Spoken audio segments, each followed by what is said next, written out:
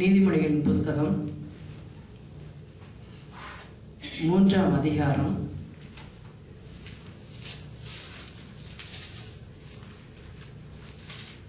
7, 8, 9 வசனங்கள். நான் உன்னை ஞானி என்று எண்ணாதே, கர்த்தருக்கு பயந்து தீமையை விட்டு விலகு.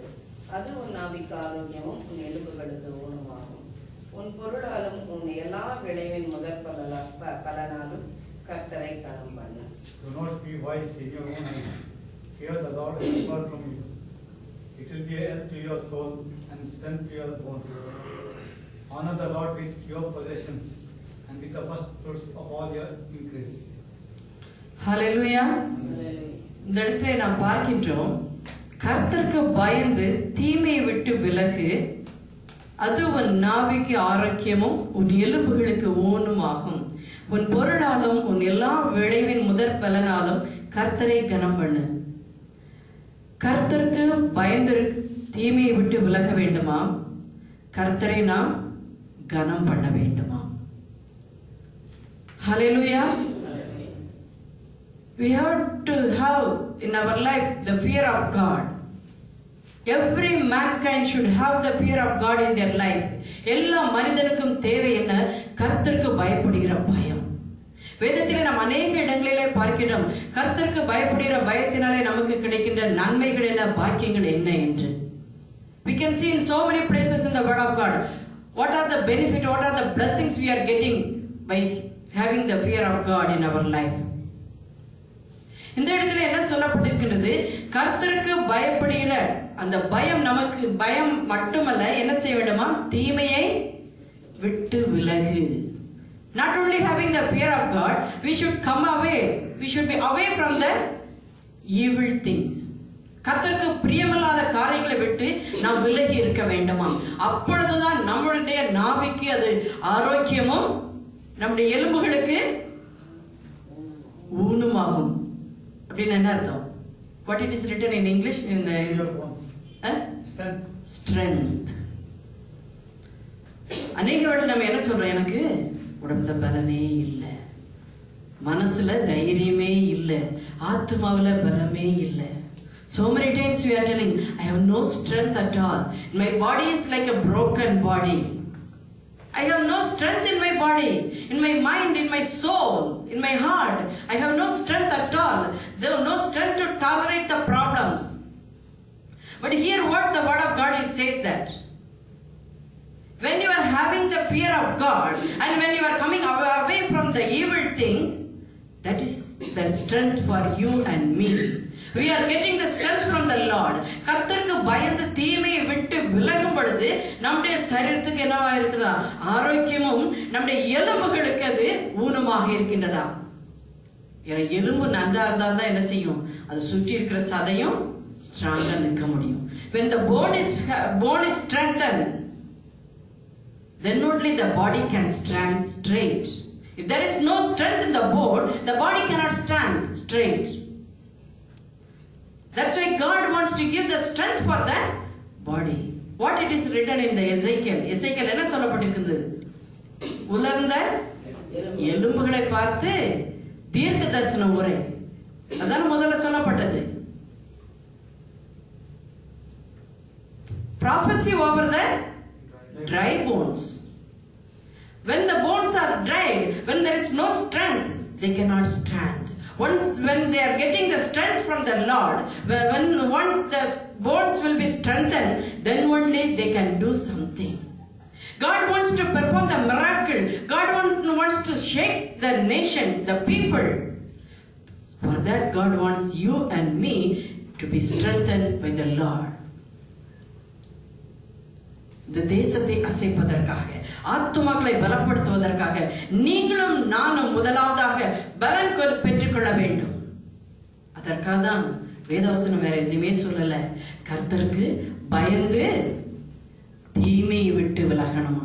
அது கண்டிப்பா செய்யணும். கர்த்தருக்கு பயப்படுகிற பயம் அநேருக்கு நம்ம எல்லாருக்குமே இருக்கும். சின்ன பிள்ளைங்களை கேட்டா கூட சொல்லுவாங்க. ஏன்னா நம்ம முதல்ல அதான் சொல்லி கொடுக்கிறோம் பிள்ளைங்களுக்கு. When we are asking the small child, they also knows that to have the fear of God. We are teaching the children. ஆனால் அதுக்கு அடுத்த பாட்டை நம்ம மறந்துடுறோம். கர்த்தருக்கு பயந்து நீ நடக்கணும், அவ்வளவுதான். ஆனா என்ன சொல்லி இருக்குது, நம்முடைய வாழ்க்கையில கர்த்தருக்கு பயந்து நடக்கும் பொழுது ஆசீர்வாதங்கள் கிடைக்கும். ஆனா கடைசி வரை நாம் நிலையாக நின்று ஒரு தைரியமாக போர் வீரர்களாக இயேசுவின் சேனை தலைவர்களாக நாம் இருக்க வேண்டுமானால் நம்ம என்ன செய்யணுமா, தீமையை விட்டு விலகணும். தீமையை விட்டு விலகிறதுல என்ன அர்த்தம், கர்த்தருக்கு பிரியமில்லாத காரியங்கள் எல்லாவற்றையும் விட்டு நாம் விலக வேண்டும். We should come away the things which is not pleasing to the Lord. All the evil things, we know that. What are the things are the evil things? We should come away from that. Before going to do something, we should think whether it is pleasing to my God or not. If it is not pleasing, just stop it and come out from that. கர்த்தருக்கு அது பிரியம் இல்லை என்று நமக்கு தெரியுமானால் ஏதாவது ஒரு காரியத்தை செய்யும் என்பதாக நம்ம சற்று யோசிக்க வேண்டும். இது என் தேவனுக்கு பிரியமா, இது அவருக்கு பிரியமாக இருக்குமா, என்னை படைத்த என் தேவனுக்கு இது பிரியமாக இருக்குமானால் மாத்திரமே நாம் அதை செய்ய வேண்டும். இல்லை என்று நமக்கு தெரியுமானால் அதை விட்டு நாம் விலக வேண்டும். துணிகரமாக அதை செய்துவிட்டு நாம் தண்டனை அனுபவிப்பதை விட அதை விட்டு விலகி விடுவோமானால் நமக்கு அது மிகவும் ஆசீர்வாதமாக இருக்கும். ஆகவே இந்த இடத்துல நாம் பார்க்கின்றோம், கர்த்தருக்கு பயந்து தீமையை விட்டு விலகும் பொழுது அது நம்முடைய எலும்புகளுக்கு அது ஊனமாக அதை நம்மை பலப்படுத்துகிறதாக இருக்கிறதா. அதுக்கு அடுத்த வசனத்தில் என்ன சொல்லப்பட்டிருக்கின்றது, உன் பொருளாலும் உன் எல்லா விளைவின் முதற் பலனாலும் கர்த்தரை கனம் பண்ணு. Honor your God with all the things. Read that word again. Eighth word. With all your possession, with your possession, and with the first fruits of all your increase. உன் பொருளாலும் எல்லாவற்றினாலும் கர்த்தரை நாம் கனம் பண்ண வேண்டுமா? எல்லாவற்றுக்கு மேலாக நம்ம என்ன செய்யணும், நம்ம நேரத்தை கர்த்தருக்கு நம்ம கொடுக்கணும். பணத்திலே நமக்கு சம்பாத்தியம், பணம் சம்பளம் வந்த உடனே 10 எடுத்து வைத்து கொடுக்கின்றோம். அது நல்லது, வேத வசனத்துக்கு நாம் கீழ்ப்படுகிறோம், அதனுடைய ஆசீர்வாதத்தை நாம் பெற்றுக் கொள்கின்றோம். நமக்கு கொடுக்கப்பட்ட நேரத்திலே நாம் எத்தனை மணி நேரம் கர்த்தருக்காக செலவழிக்கின்றோம்? கர்த்தரை நாம் கனம் பண்ண வேண்டும். We have to honor our God. We cannot take it as for granted. நம்ம ரொம்ப எளிதா எடுத்துக்கிட கூடாது. எங்க அப்பா தான், எங்க அப்பாட்ட கேட்ட எல்லாம் கொடுப்பாங்கன்னு சொல்லி நம்ம இஷ்டத்துக்கு வாழ்ந்துட்டு அப்படியாக நாம் இருக்கவே கூடாது. அவர் இந்த உலகத்தை படைத்த அண்ட சராசரங்களை படைத்த தேவாதி தேவன். தேவன் அன்புள்ளவர், இரக்கமுள்ளவர், மனதுருக்கமுள்ளவர். அதே தேவன் ஒரு நாளிலே நியாயாதிபதியாகி வந்து நிற்பார், பட்சிக்கிற அக்னியாய் இருக்கின்றார். He is so merciful. God is so merciful. At the same time, He is a fire, consuming fire. One day He will be like a judge. That time we cannot give excuses. That's why the word says, honor your God. கர்த்தரை எப்படி கனம் பண்ண வேண்டும் என்று நாம் அறிந்திருக்கின்றோம். அதன்படியாய் நாம் செய்ய வேண்டும். நாம் சாக்கு போக்கு சொல்ல இப்பொழுது நேரமே கிடையாது. We cannot give small excuses. No, there is no time now. அதுக்கு சமயமே இல்லை. ஆகவே இதை எல்லாத்தையும் நாம் செய்யும் பொழுது கர்த்தர் நமக்கு பெரிய ஆசீர்வாதங்களை வைத்திருக்கின்றார். அதே நீதிமொழியின் புத்தகம், அதே 3ஆம் அதிகாரம் 33ஆம் வசனத்தை வாசிங்கள். 32 verse 33. மாறுபாடுள்ளவன் கர்த்தருக்கு அருவருப்பானவன், நீதிமான்களோட. For the perverse person is an abomination to the Lord, but his secret counsel is with the upright. நீதிமான்களோட அவருடைய ரகசியம் இருக்கிறது. நீதிமான்களோட ரகசியம் இருக்கிறதா. அப்ப கர்த்தருக்கு பயந்து தீமை விட்டு விலகி அவரை கனம் பண்ணும் பொழுது நாம் நீதிமான்களாக ஆகிவிடுகின்றோம். When you are having the fear of God and coming away from the evil things, and when you are honoring the Lord, we are becoming a righteous person. We will live as a righteous person. So to whom the secret of Jesus Christ, the Lord, is there? யார்கிட்ட கர்த்தருடைய ரகசியம் இருக்குதா? நீதிமான்களோட அவருடைய ரகசியம் இருக்கிறதா. எவ்வளவு ஒரு பெரிய பாக்கியம் பாருங்க. நம்ம நிறைய வழியில நினைக்கிறோம், கர்த்தர் என் கூட பேசணும், அவரோட கேட்க, அவருடைய சத்தத்தை நான் கேட்கணும், கர்த்தரோட இருக்கணும்னு ஆசைப்படுறேன். நடக்க மாட்டேங்கிறது. We are trying, we want to hear the voice of God. Everyone is expecting, I want to hear the voice of God. I want to talk to Lord Jesus Christ. We are waiting, we are struggling, we are doing so many things. But we are facing the failure. Why? Still we did not have the proper fear of God, and we did not come out from the evil things. We are not honoring the Lord according to the word of God. That's the reason. Here it says that the secret of the God, it is with the righteous person. நீதிமான்களுடைய அவருடைய ரகசியம் இருக்கிறதா? என்ன ரகசியம்? நம்மை குறித்து, நம்முடைய பிள்ளைகளை குறித்து, நம்முடைய எதிர்காலத்தை குறித்த ரகசியம். நாம் என்ன செய்ய வேண்டும் என்பது குறித்ததான ரகசியம். கர்த்தர் இந்த நாளிலே உங்களுக்கும் எனக்கும் அதை வெளிப்படுத்த ஆயத்தமாக இருக்கின்றார். அந்த ரகசியத்தை கேட்பதற்காக, நம்மளுடைய எதிர்கால வாழ்க்கையை கேட்பதற்காக, நம்முடைய பிள்ளைகளுடைய எதிர்கால வாழ்க்கையை கேட்பதற்காக பலரும் அங்கும் இங்கும் ஓடிக்கொண்டிருக்கலாம். வேத வசனம் சொல்லுகின்றது, வரும் காலத்தை குறித்து என்னிடத்திலே கேளுங்கள் என்று. Lord Jesus Christ is telling about your future. Ask to Him. Don't go here and there. Why? The secret of your life, the secret of the Lord Jesus Christ, He is having the secret in His hand. He wants to reveal to you. அதை நமக்கு அதை வெளிப்படுத்த அவர் ஆயத்தமாக இருக்கின்றார். நாம் செய்ய வேண்டியது வேற எதுவுமே கிடையாது. எந்த குட்டிகரணம் போட வேண்டிய அவசியம் கிடையாது. இல்ல நம்ம செவர்ல முட்டி அழுது இல்ல.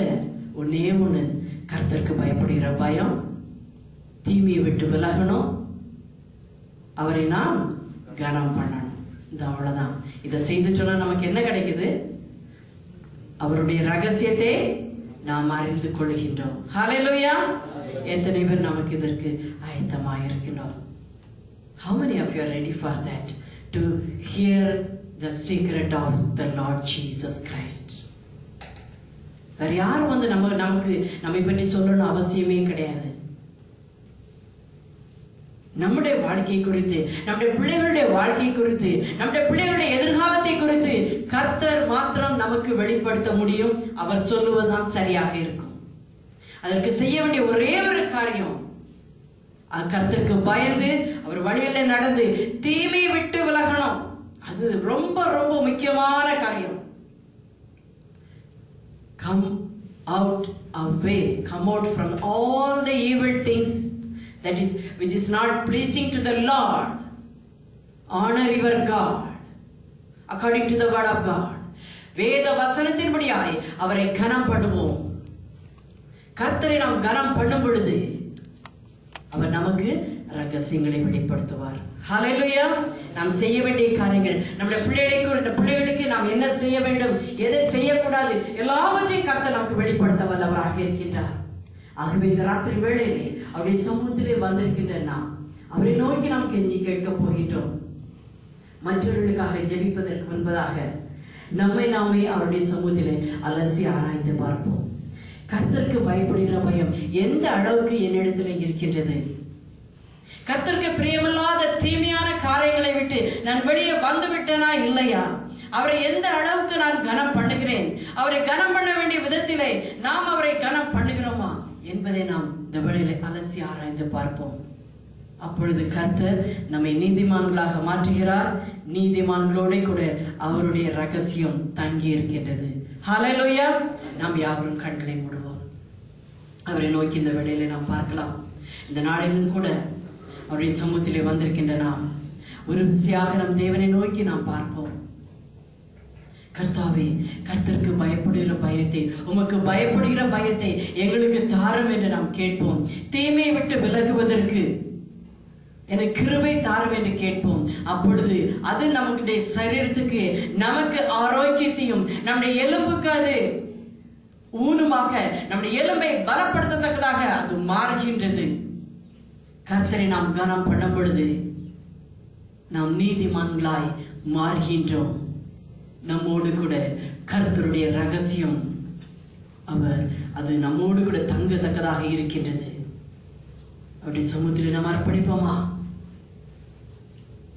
ஒரு விசையாய் அவர்களை நாம் கெஞ்சி கேட்போம்.